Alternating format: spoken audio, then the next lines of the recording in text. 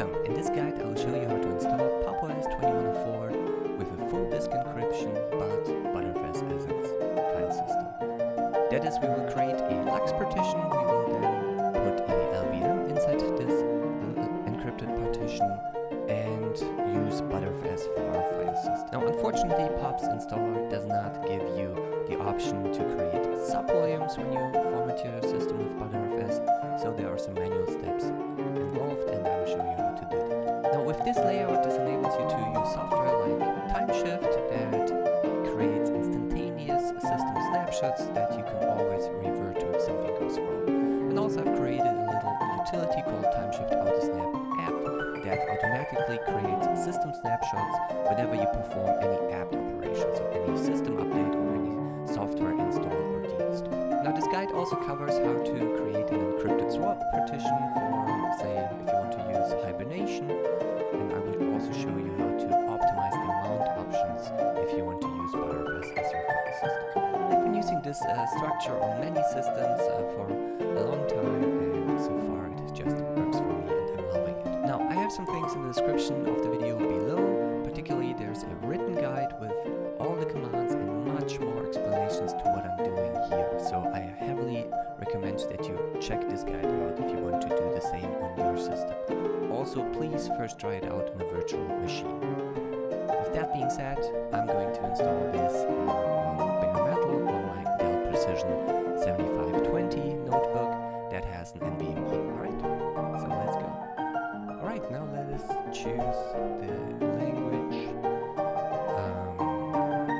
region, and the keyboard layout. I have a German keyboard layout. That's default. Okay, now let's do the demo mode and open up a terminal below here. And we will switch to interactive word session. So the first step is to prepare the partitions manually. For instance. So basically I have 3 disks installed. This is the USB flash drive containing the installation files. This is an internal SSD that I use for backups. And this is the NVMe I want to use for the system. And there is nothing on this. Let us create the partitions with gparted. Okay, so first, it's sometimes useful to not start at the first megabit, but at the second. And let's first do a 498 partition, FE partition. Okay, so this will, I will call this FE. The file system is FAT32. And I'll also give it the label FE. Okay, so another one, a 4 gigabyte or 4096 megabyte. Okay, and this will be my recovery system. This needs to be FAT32, but actually the installer will do the formatting of the file system. Okay. Now the swap partition. Also tend to stick with the default of 4 gigabytes. And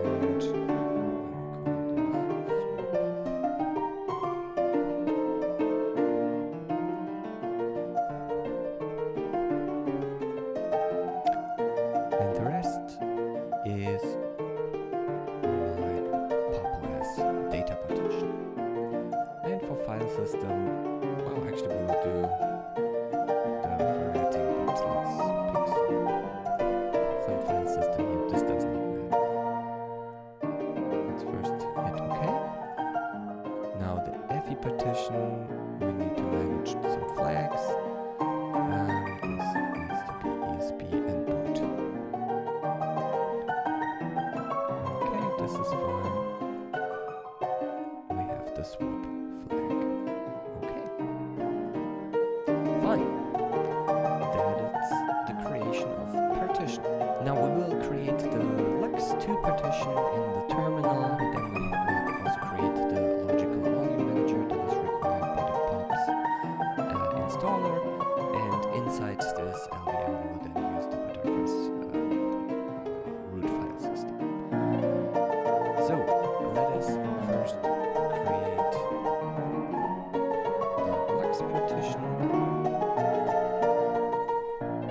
and this was the 4th partition.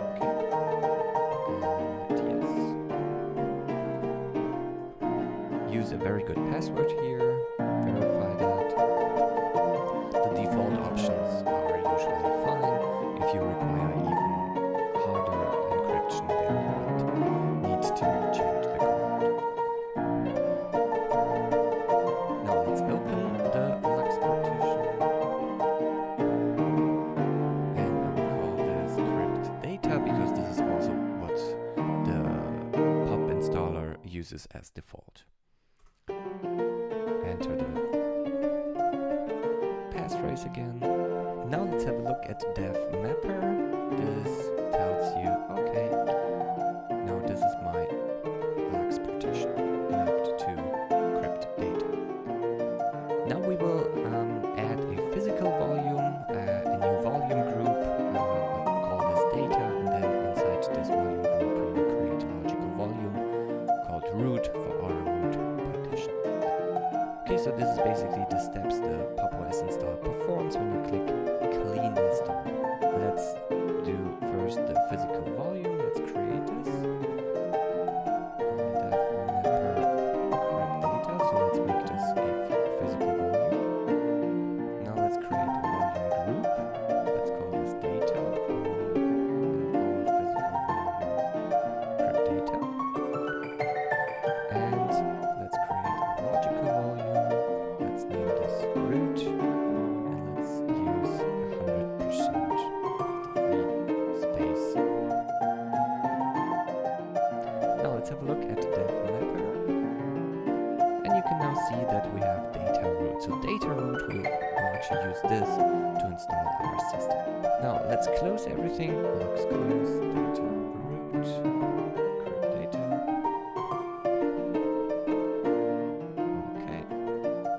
So nothing's open anymore. Okay, now let's install PopOS. Simply keep the terminal window open.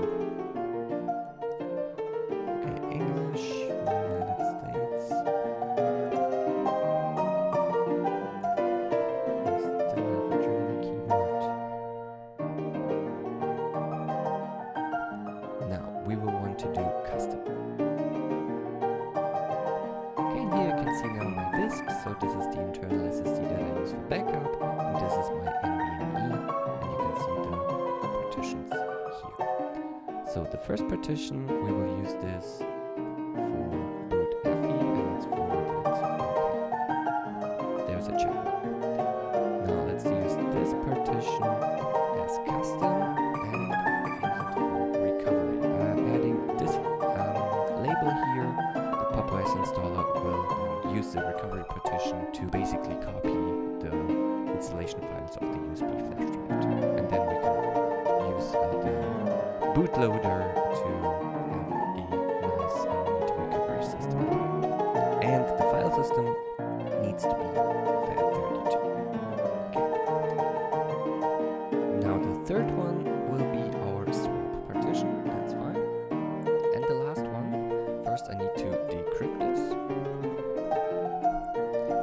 Let's also call this crypt data.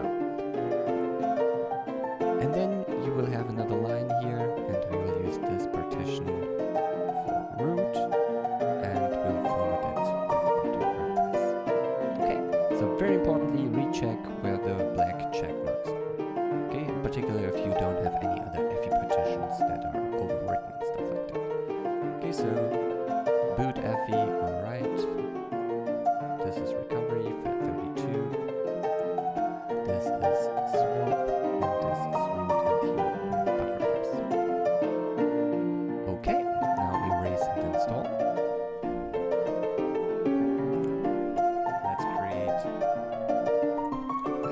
user account. This has changed since 2004. Let's do some other picture maybe.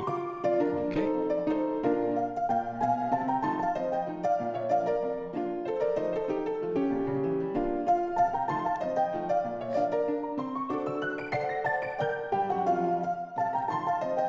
There you go. And now we will need to wait for the installation process to finish. Let me speed this up. Okay, now don't restart or shut down. Just keep this window open in the background and reopen your terminal here.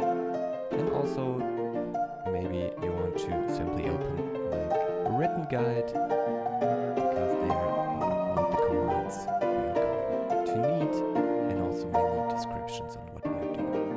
So in this video I will be very quick here. Okay, so now the post-installation steps. First we need to mount the Butterfest top-level root file system and make sure that this is the partition that you used, that you encrypted with Lux. Okay.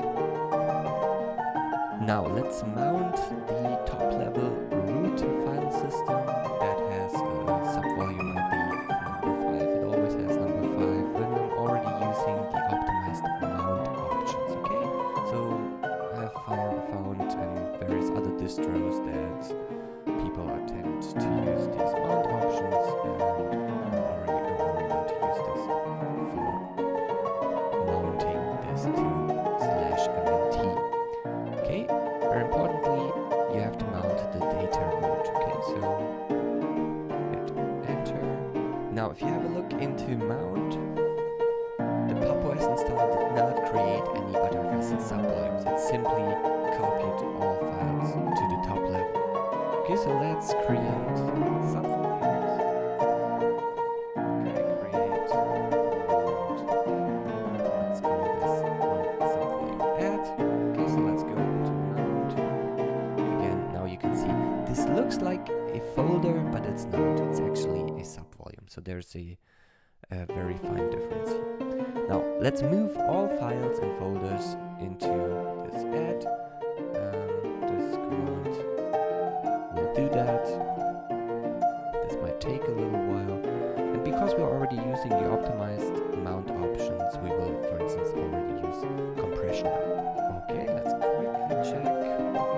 So there's only add. And if we go into add, you can see that all the files are now inside the subvolume. But we want this home, the content of home, inside a dedicated subvolume called add home, which needs to be at the top level.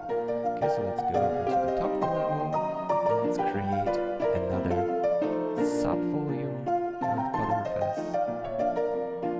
Okay, and let's move everything in home into this subvolume. Okay, so now if you have a look inside the add subvolume in the home folder, there's nothing in there anymore. Everything else is now in the add home subvolume. And we will then mount this subvolume to this folder, so the system behaves as it should. Okay. So we have two subvolumes, add for basically all files that are in slash, and at home for everything that is in /home. Now we need to do some changes to the FS tab and the crypt tab. Okay, so let's open it.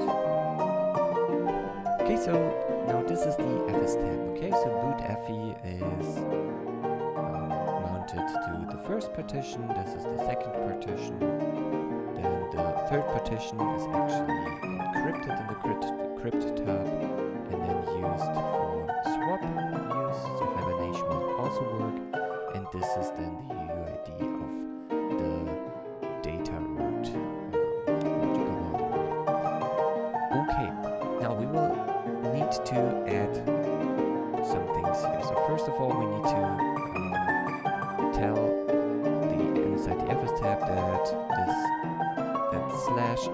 should be mounted to the subvolume add and slash home to the subvolume add home. And also I want to use the optimized mount options.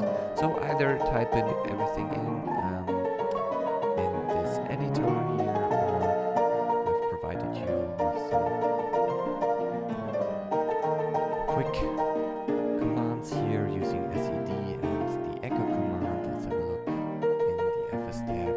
So basically what has changed is that I've added here the subvolume add and also the optimized mount options here, okay? And then I've copied basically this line here and added the mount point slash home, and this will be mounted to add home the subvolume. Okay. Now let's have a look at our crypt tab. Okay, so here you can see that the swap partition is also encrypted. The key is simply random, so it will change on every boot, but this will make hibernation work for you. Now crypt data is the fourth partition that we encrypted with Lux, and as we are using the discard equals async option, we need to pass the discard here in the crypt tab as well. Now let's adapt the systemd bootloader or configuration files and the kernel stub, okay? So first let's mount our FE partition. Okay, this was the P1 partition for me. For you this might be different. To add boot FE. Okay? And if you have a look into this file here,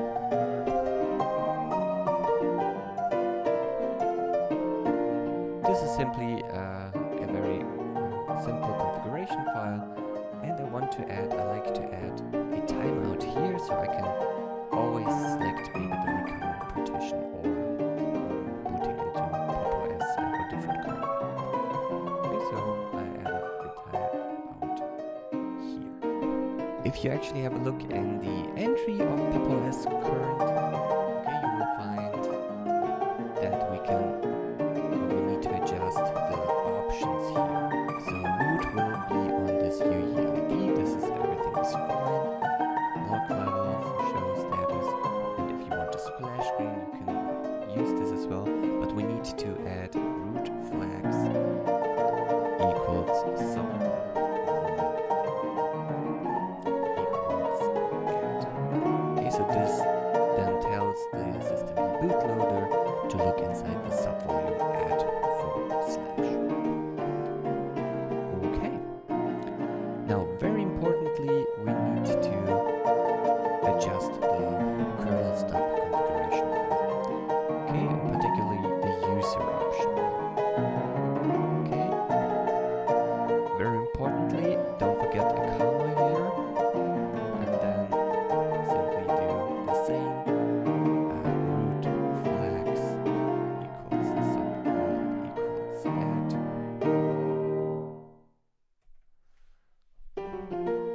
And there you go. Control O, Control X. Now let's unmount everything in our /mnt. And now let's mount the add subvolume. Okay, using the optimized mount options already to /mnt. And then these commands will then mount everything such that we can open up chroot. And now you are inside your system. Let's mount everything what is given in the FS tab. Okay, so boot FE successfully mounted, recovery successfully mounted. This is the swap partition. The add subvolume was already mounted, and /home was successfully mounted inside the subvolume add home. So the most important command here, this needs to be run inside the chroot, is to update the initram file system. Okay, this might take Okay, and that's it.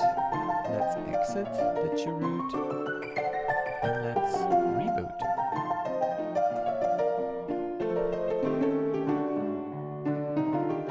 Now, if everything went correctly, then we should just see a single passphrase prompt. Okay, where we need to enter the Lux passphrase, and we will boot into Popeyes. Okay, I like to hit escape here to get rid of the splash screen, and then I'm entering my password. You don't have to do that, but I like to see whether everything is working correctly or if we get some fail here.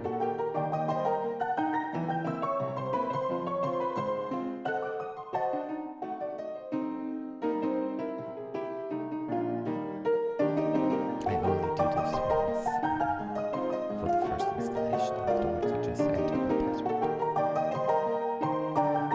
Okay, you don't see it, but now I'm allowed to enter my password.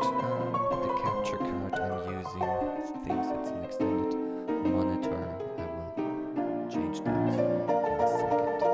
So anyways, I was able to enter my user account password. Okay, now let's quickly go through the welcome screen.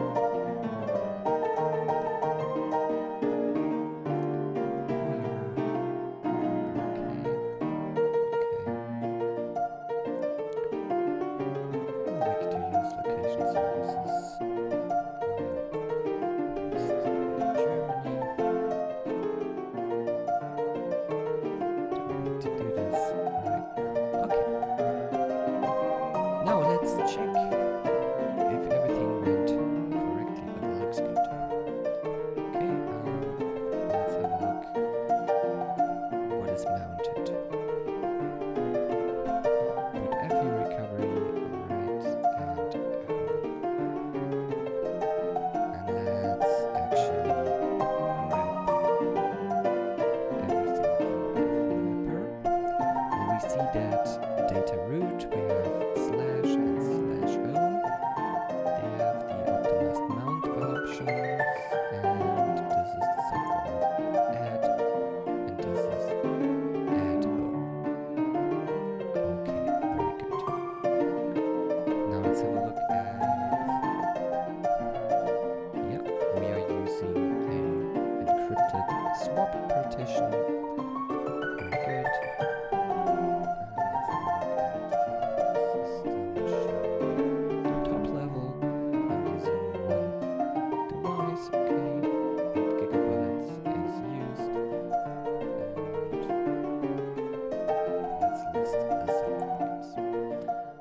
Looks very good, so let's update and upgrade the system and reboot.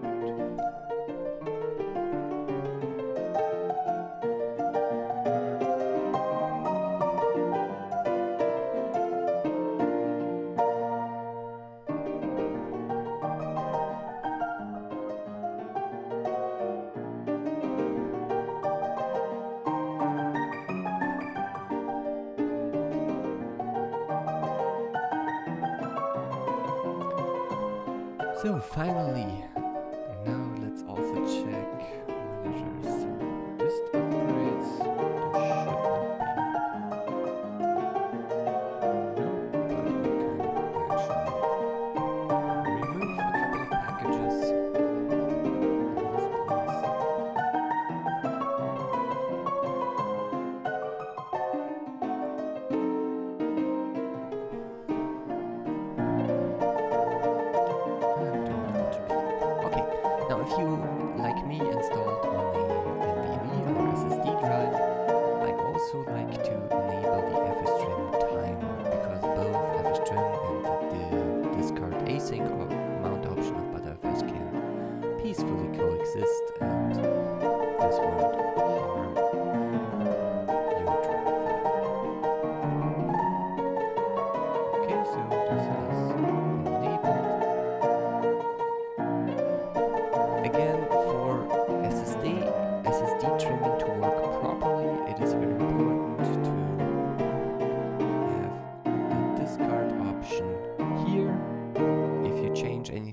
script up, you have to update the init ramifest. Don't forget that.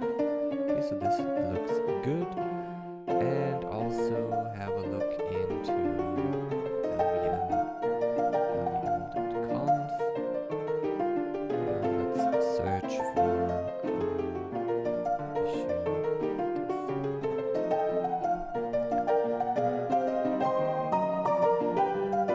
Okay, so there's supposed to be a 1 here, but this is by default here already. Okay, now let's reboot. Okay, enter your Lux password. Now I have to enter the user account password. You can't see this because this is on a different screen. And there we go. Now let's install Timeshift and Timeshift Autosnap. Okay, I always like to do this from the command. So sudo apt install Timeshift.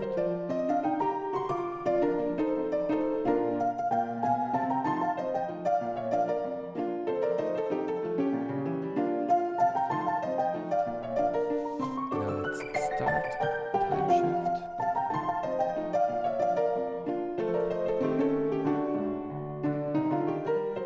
Okay, select Butterfest, and even though it tells you that it does not have a Butterfest partition, this is a bug in Timeshift, you could simply click next here and then select how many snapshots you want to keep.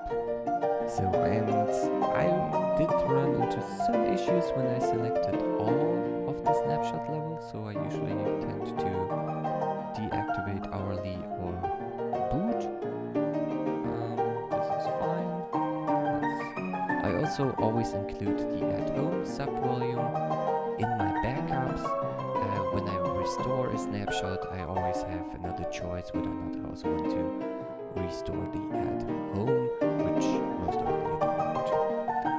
And then there's the queue groups options here, which is recommended by Timeshift. Some people run into slowdowns, so if you experience slowdowns when using Timeshift, we'll try to disable this queue groups option. Okay, and finish. And let's create a snapshot. There it is. Okay, so snapshots are very fast. Note that you have an error here. This is just because it's run for the first time. Okay, if I create another snapshot, there are no errors here. And if I want to delete the first snapshot, there you go. And that's it. So the beauty about Butterfest, it will only save changes in files and data. Okay, so you can always revert to this point in time. Okay, so this is the beauty of copy on write. Okay. Now Timeshift will check every hour if snapshots, say hourly, daily, weekly, monthly, or boot, need to be created or deleted. Those boot snapshots will actually be created about 10 minutes after the system startup. And all your snapshots can be found or mounted in here. Okay, so this is actually Timeshift mounts your Butterfest subwall ID 5, so the top level root ID to run Timeshift backup. Okay, so you have your add, everything in add is the same. So if you do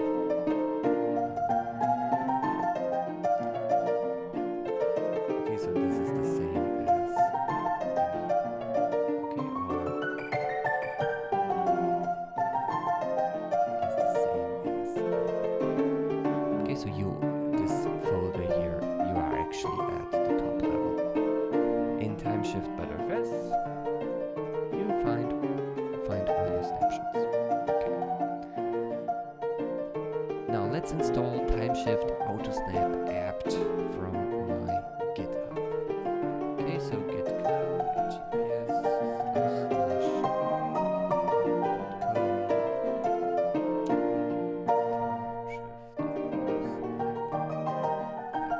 //git, and I want this.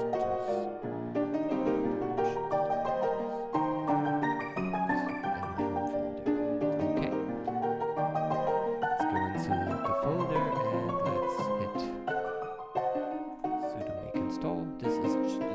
just copies over the script and the configuration. Let's have a look at the configuration.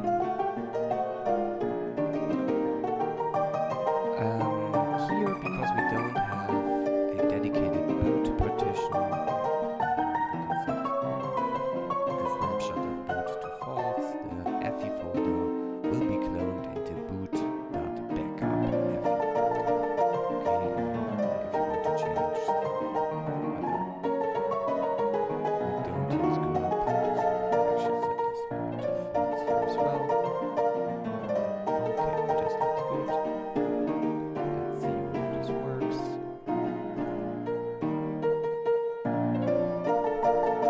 And you can see the time shift, a snapshot with time shift is created. So whenever I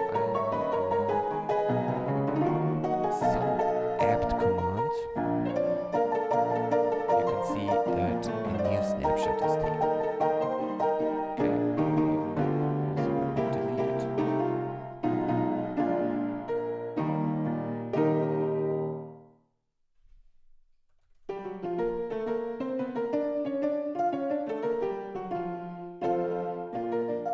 And there is a setting how many of those snapshots are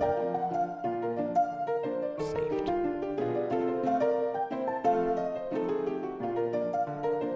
Okay, now that's it. Thanks for watching this tutorial. Again, there's a written guide with all the commands and much more explanation, so please check this out if you want to do this on your system. Also, please first try it in a virtual machine so you know what you're doing. Anyways, please leave your comments and suggestions in the comment sections below, and I will update the descriptions and also the written guide for any mistakes I made or any better solutions you might suggest. Thank you. Have a good day.